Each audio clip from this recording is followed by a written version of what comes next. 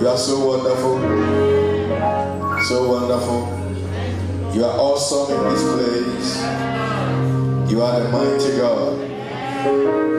We thank you for your presence. We thank you for your power. We thank you for your preserving power. We thank you for your prevailing power. We thank you for all that you've done for us and you are doing. We are so excited to see each other. And we are so excited to have the opportunity to share the word of the Lord and believe you for the next miracle. And wherever you are and whoever you are, I pray that the Lord will touch you and bless you indeed in the name of Jesus. Shout amen. Still standing. Let's go to Psalm number 27. Psalm 27. Stay right there and let's look at Psalm number 27.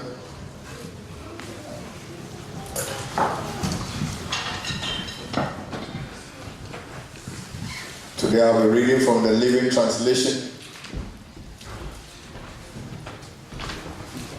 A Psalm of David. The Lord is my light and my salvation. So why should I be afraid? The Lord protects me from danger. So why should I tremble? When evil people come up to destroy me, when my enemies and foes attack me, they will stumble and fall. Though a mighty army surrounds me, my heart will not know fear. Even if they attack me, I remain confident. The one thing I ask of the Lord, the thing I seek most, is to live in the house of the Lord all the days of my life, delighting in the Lord's perfection and meditating in his temple. For he will conceal me there when troubles come. He will hide me in his sanctuary. He will place me out of reach on a high rock. Then I will hold my head high above my enemies who surround me. At this and at his tabernacle, I will offer sacrifices with shouts of joy, singing and praising the Lord with music. Listen to my pleading, O Lord. Be merciful and answer me. My heart has heard you say, come and talk with me. And my heart responds, Lord, I am coming. Do not hide yourself from me. Do not reject your servant in anger. You have always been my helper. Don't leave me now. Don't abandon me, O God of my salvation. Even if my father and mother abandon me, the Lord will hold me close. Teach me how to live, O Lord. Lead me along the path of honesty. For my enemies are waiting for me to fall.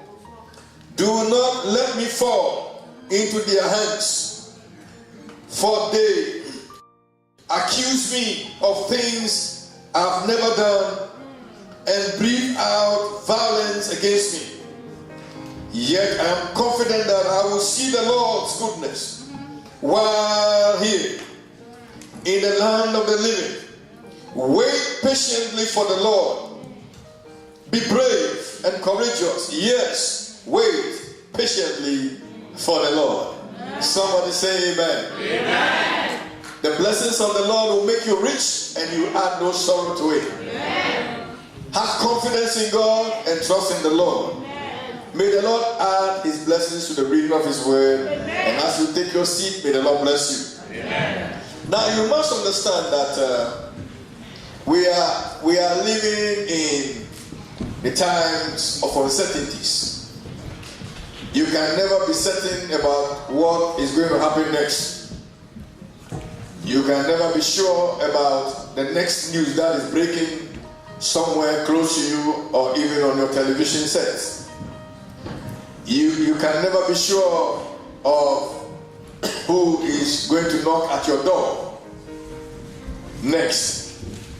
You can never be sure who you are going to meet at the next curve. The whole world is full of great uncertainties, and anxiety is at its maximum peak, causing many to panic, many to worry. And I know that this generates what the psalmist is calling fear. And fear, from the dictionary definition, a lot, but I pick only one, says an unpleasant, often strong emotion caused by anticipation or awareness of danger. So, knowing that something is about to happen, it can cause you to panic and live in fear, walk in fear, and that can affect everything that concerns you. You know what I'm talking about? Fear can disorganize you. Fear can dislocate you and dislodge you. Fear can make you not want to go where you want to go, do what you want to do. Fear can make you fail an exam before you start writing it. Fear can make you fail a driving test before even you start the driving test. Fear can make you do all kinds of stuff. Fear can make you go a long way driving 2,000 kilometers rather than flying for an hour and a half for fear of flying. One will put himself in some kind of stressful situation because of fear. Fear can make people turn to alcohol and drink their health out. Fear is very dangerous. And if there's anyone who understands what fear can do to a man, then I believe that person is King David. Today I want to show you the antidote to fear from Psalm number 27. David is a man that I believe we can say that life has never been kind to him at all. For some strange reason, his own father forgot him. And if your biological father can forget you, it's a serious matter. I know a few people who were rejected by their parents, especially their fathers. And you may be sitting here and you don't know your father, or you've not had any relationship with your father because he abandoned you, or abandoned your mother, abandoned you, or your father might have died. Whatever happened, I mean, that can really create some kind of uncertainty. And growing up, not having anybody to defend you and talk for you can be very, very serious. Now, David had a father, but at a point in his life, when a miracle was coming his way, his father forgot him, his brothers forgot him, until God reminded him that I'm still with you. I still love you. For yea though you walk through the valley of the shadow of death, in the shadow of death, you can feel rejected, you can feel alone, you can feel like nobody cares, you can feel like this is the end. You can touch fear in the atmosphere. Sometimes you can touch worry and anxiety and hold it there. It sounds like a tangible object. It can be so intense that you can sweat blood.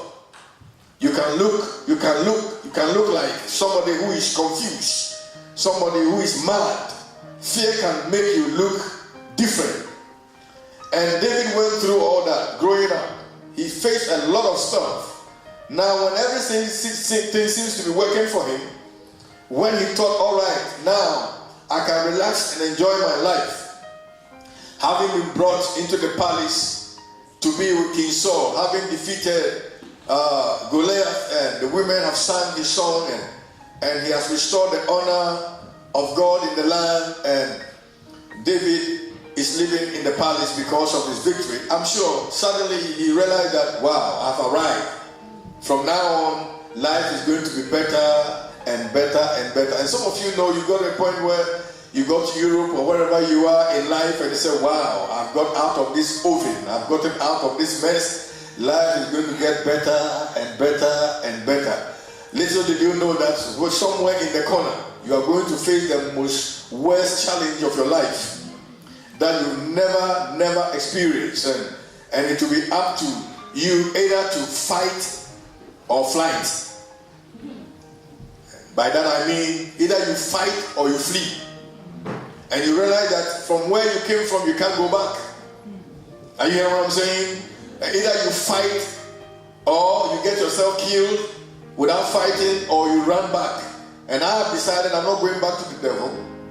He messed me up a lot growing up. I know what he can do to a young guy, a young boy, a young girl. I know what the devil can do. I'm not going back. I'm not going back to Egypt. Amen. No matter what. It can be very attractive. The salad leaf, the cucumbers and everything can be there. But having known how Pharaoh can treat a man and make a man look like a woman and a woman look like a child and a child look like nothing, I'm not going back there. I might as well press on toward the mark of the calling of God. I might as well press on, because if God brought me out of this mess, there is a message for me that at the end, the glory of God will come down. But there will be no glory without a story. You didn't hear what I'm saying?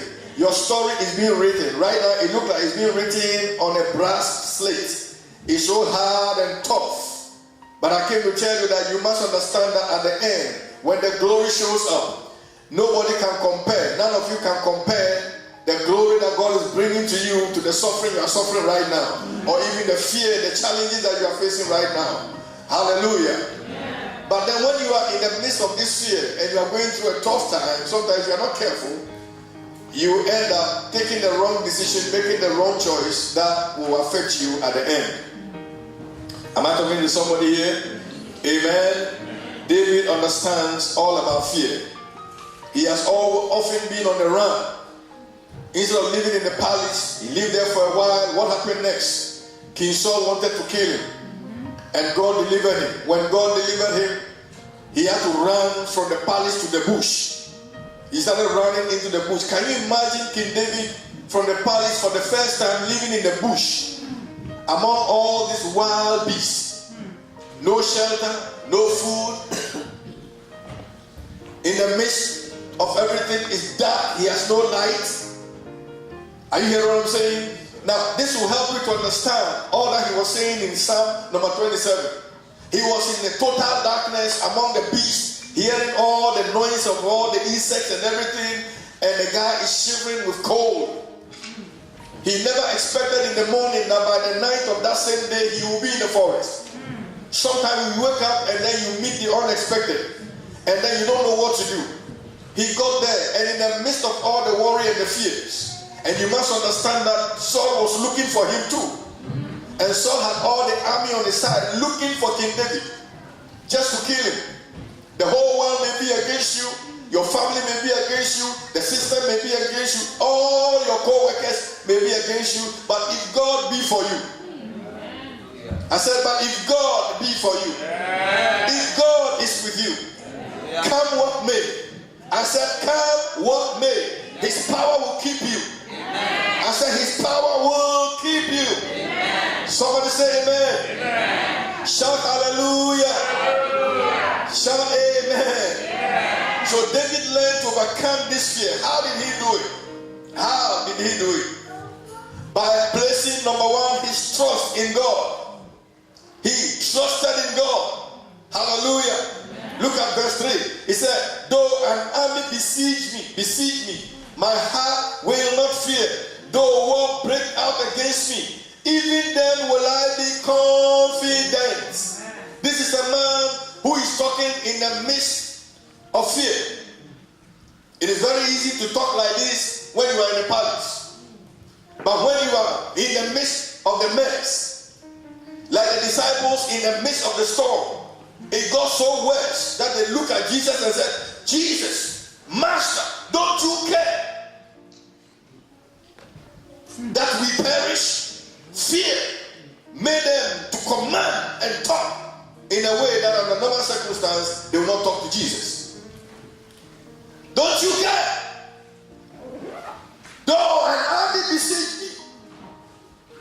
Though war break out against me. What kind of war are you fighting this morning? What kind of battle are you engaged in? What is the name of the army that has besieged you? Is it poverty? Is it failure? Is it rejection? Is it something that you can't tell nobody because it has no name? And you are wondering, how do I get out of this? The first thing you must do, the antidote to getting out of fear, is to trust in God. I didn't hear an amen. Your amen is weak.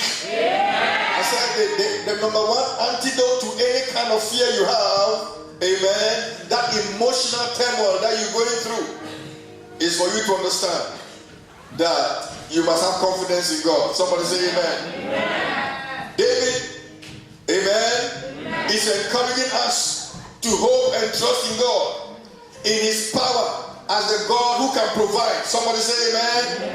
As the God who is so gracious, and in his presence we can receive grace. Somebody say grace. Say grace. We can receive the favor to come out of something. So at the end we can say, it is not by my might. I didn't hear you say amen. It is not by my power, but by his spirit, saith the Lord of hosts. That is why Jesus said, don't do nothing. Wait until you are endued with power. When the Holy Ghost comes upon you, you have the power to go out there and accomplish things. Then you'll be my witness. He doesn't want us to go there and walk and talk in fear. Fear doesn't represent God. Faith and faithfulness and confidence represent God. Somebody say amen. Somebody say amen. Amen. We are living in difficult days. Difficult days are here. To whom shall we turn to? To whom shall we trust? Now it's very difficult to trust people. Sometimes you can trust people, but I don't know how far you can go, because sometimes the very person you are trying to trust is the very person who is stabbing you at your back. Hearing everything, he left the house, and by the next post, he's standing there with a megaphone. Have you heard the story? Have you heard the news? I don't know how many of you remember the song of Jim Cliff. Have you heard the news? Man, I came to tell you today that they can blow it on the mountaintop and tell everybody, don't let that discourage you. Don't put your trust in no man, but put your trust in the Lord. Hallelujah. Amen. David's confidence did not come due to the absence of problems. The confidence came in the midst of the trouble. It came in the midst of the trial. It came in the midst of living in fear.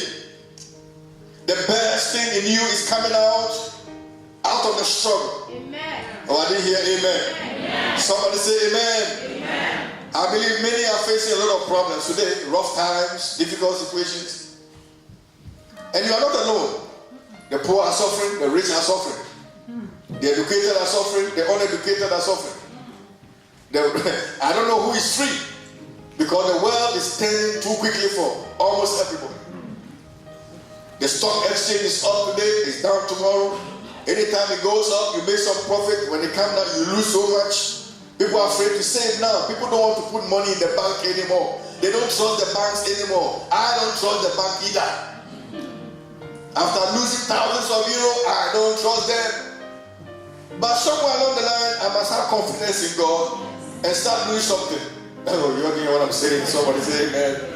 Many have medical problems. Some have got all kinds of issues. Family problems, financial issues. And it's all things that can generate a kind of fear in us. I came to tell you today that if we can be like the psalmist and learn to say, the Lord is my light and my salvation, whom shall I fear? You must understand that when you are in darkness, you need light.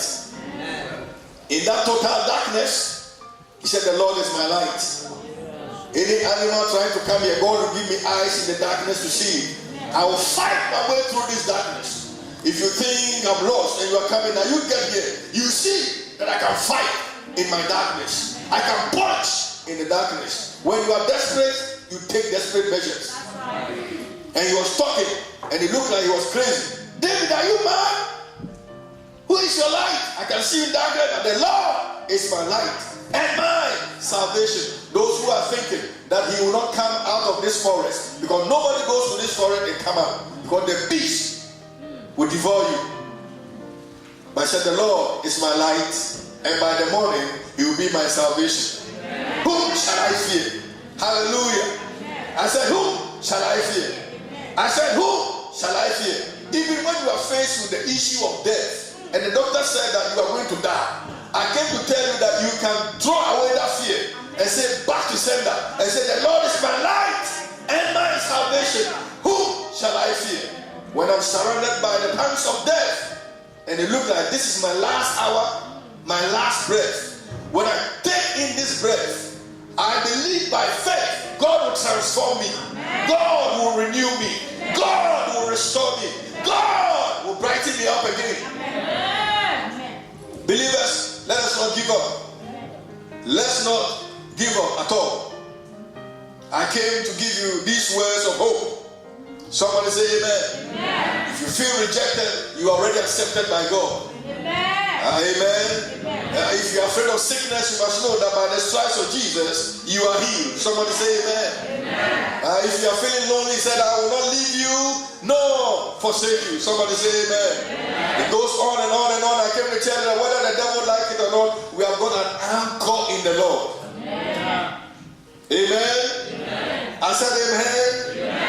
Shout hallelujah. Hallelujah. So number one, the antidote to fear in your life is trust God. Number two, have confidence in God. Amen. Hallelujah. Amen. Have confidence in God. Don't only trust him, but have confidence in him. Amen. Amen. I said amen. Amen. I said amen. Amen. Now, where did David's confidence come from? It came from his faith in the Lord. It came from where? His faith in the Lord. David's faith tells him that God is his present help in the hour and in the time of need. Amen. Am I talking to somebody here? Amen. God is your present, not your past. Amen. I say he's what? Your present what? Help. Amen. Shout amen. Amen. Shout amen. He will not wait till tomorrow because you may not survive it. He's there for you right now. Amen. I said he's there for you right now. Amen. He's there with you right now. Amen. He's your present. This is the source of his faith. That I will not fear, came from his faith and confidence in God. In the midst of life's problems, don't lose sight of your faith in God. Amen. Hallelujah. Amen. I said hallelujah. Amen. It doesn't matter how terrifying the noise in the dark that you are afraid of. I came to tell you, God is there with you. Amen. Right now, he's there with you. In your living room, in your bedroom, in your bathroom, in your kitchen, in your church room, at your working place, in your car, wherever you are, the Lord is with you. Amen. Hallelujah. Amen. I say hallelujah. Amen. I say hallelujah. Amen. What is God doing? He's giving us a message out of a man that looks like you. Amen. So that when you get into your own situation, you can find solace in the word of God. And say, if God did it for David, he will do it for me. Amen. Somebody say amen. Amen. In the book of Hebrews chapter number 13, we won't have time to read it, but let me paraphrase. You say amen. The Bible says that many have received all kinds of blessings from the Lord. Hallelujah. Amen. So what he's trying to do is that he said never will I leave you, never will I forsake you. So we can say, the Lord is my helper, I will not be afraid. What can man do to me? What can man do to me? What can man do to me? I didn't hear what can man do to me? We must keep on trusting God. Amen. It doesn't matter what.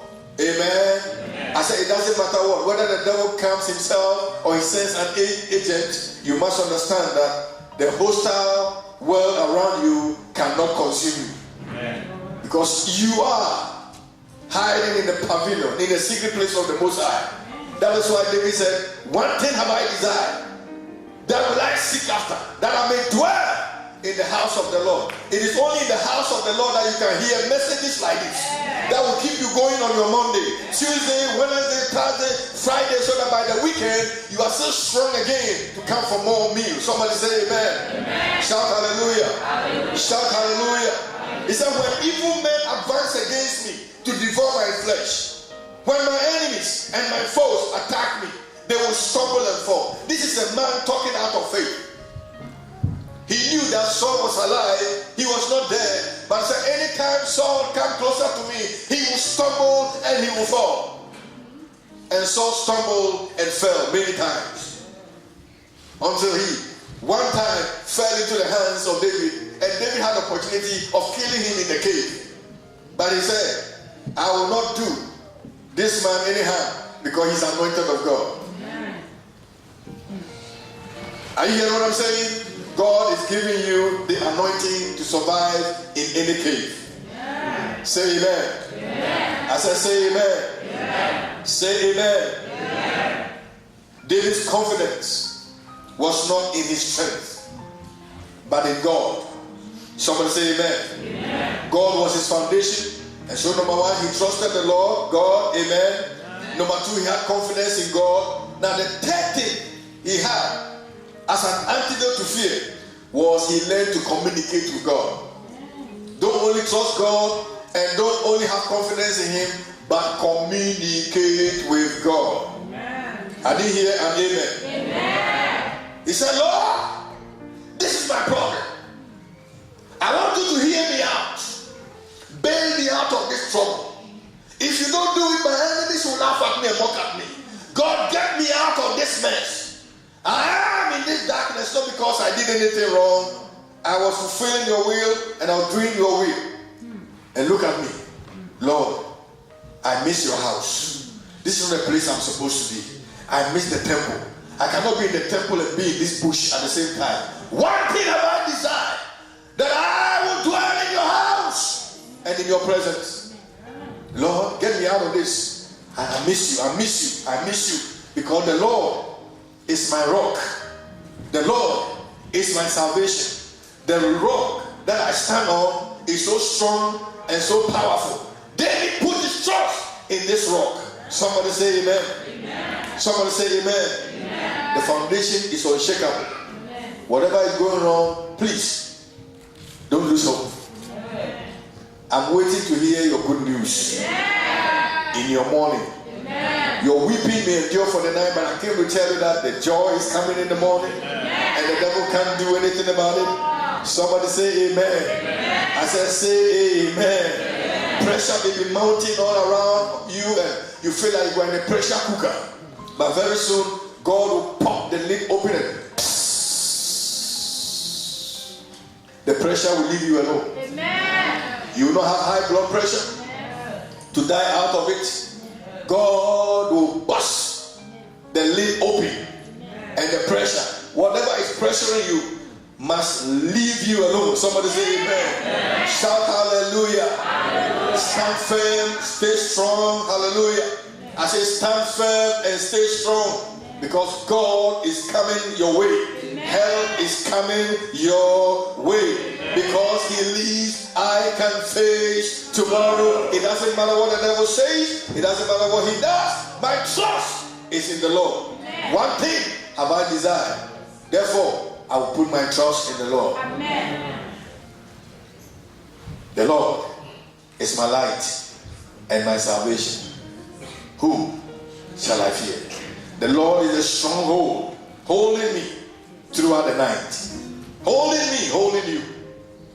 Of whom shall I be afraid? What are you afraid of? What is tormenting you? What is ailing you? What is making you panic? What is making you look like throwing in the towel? I came to tell you that it doesn't matter how many times the enemy puts you down, rise up and win the battle. Amen. Amen. Amen. Last night there was a boxing fight in UK. 90,000 people packed into the arena called, what is the name of the place? What is the name of that place anymore? Is it Wimbledon or whatever? Arena. And listen to me, 90,000 people paid anything between 25 pounds, 19 pounds. So you can multiply 25 pounds by 90,000. You know how much money they made that night, apart from those who are sitting close to me and pay thousands. And this battle was between an old fighter and a young fighter. A 27 years old young man against a 41-year-old veteran. And many thought the young man will not survive it. Yes, the old man punched him and hit him hard. He fell down. But during the interview, he said, when the going gets tough, I'm going to dig deep. When he was punched down, boom! A hard fall. He stood up quickly. Somebody might have laid there to wait for the count of 1, 2, 3, 4, 5, 6, 7, 8, and 9. And he will be even hoping that the referee or the umpire will count quickly. But by the count of 1, he was already getting up. I said by the count of 1, he was already getting up. In the midst of fear, what am I doing on the ground? He started getting up. He dug deep, like he said, and bought his way through all the way to the 11th round. And he floored this 41-year-old veteran with all his experience. Yes, the devil has got an experience, but the power of the Lord in you can give you the power to uppercut the enemy, and he will run from you. Resist the devil, and he will flee from you. You don't have to flee, you don't have to run, you have to fight. Fear is around you, but don't run, don't flee, fight. Tap your neighbor and say fight. Fight. Tap your neighbor and say fight. Fight. You must fight, trusting God, fight, having confidence in God, fight, talking to God. Hallelujah. Amen. One boxer that I love so much that is related to my mother-in-law, Azuma Nelson. His coach, Atukwe Clottey. Anytime he's fighting, and we the citizens of Ghana, and we are watching on television, and we are afraid and we are panicking that he will not survive this, and they are punching him, and they are punching him, and the coach will be talking to him in the language that the others don't understand, and he will be talking the local language to him, and there's a heavenly language that God has for you. And whenever you are in trouble, he will speak to you, and the devil doesn't even understand that God is encouraging you. God is empowering you. And he said, now you bend down and keep that left hand, and then he will be telling what he should do, and stay on the rope, and stay in the corner. And they say, get out of that place, get out of that place. And the guy will just pump, big, out of that place, and begin to fight his way out. And give him the left, give him the left, give him the left. He said, give him the right, give him the right. And he'll be saying all this in the local language, coaching him at the same time, because the devil is a veteran. He has all the experience, but the power of God surpasses all his experience. And if you can lean on the everlasting arm of God, you will not walk in failure. Hallelujah. In the name of Jesus. I don't know who I came to talk to this morning, but my time is up. I want you to understand this. As we get up to pray, you must understand that this God that David trusted in, this God that David had confidence in, this God that David communicated with, is the same God. He's the same yesterday, he's the same today, and he's the same tomorrow. When you wake up tomorrow, talk to him. He didn't promise you an easy way. Many are the afflictions of the righteous man, the righteous woman. But he said, I will deliver you from all of them. We are going to pray for the Lord to deliver us from anything that is troubling our mind. As we get ready to enter into the month of May. This is the last day of April. I came to tell you that whether the devil likes it or not, in the coming month called May, you will look better than you ever looked before. You will shine brighter than ever before. Amen. You will succeed in a much better way than ever before. Amen. Your investments will yield better dividends. Amen. All your enemies will fall at your feet. Amen. Or you didn't say amen to that. Amen. And those who are laughing at you will start laughing with you. Amen. Say amen. Amen. As I say amen. Amen. You've been through the valley for too long. God is getting ready to lift you up onto the mountain top. Amen. Say amen. Amen. Shout hallelujah. Hallelujah. Very soon on the mountaintop we'll hear your voice. You will not be shouting from the hole, you'll be shouting from the top. You'll be looking at everybody and everybody will be looking up to you. Say amen. Shout hallelujah. Do you trust in God? Do you have confidence in God? Do you want to communicate with God? Stand to your feet and let's get ready to pray. Hallelujah.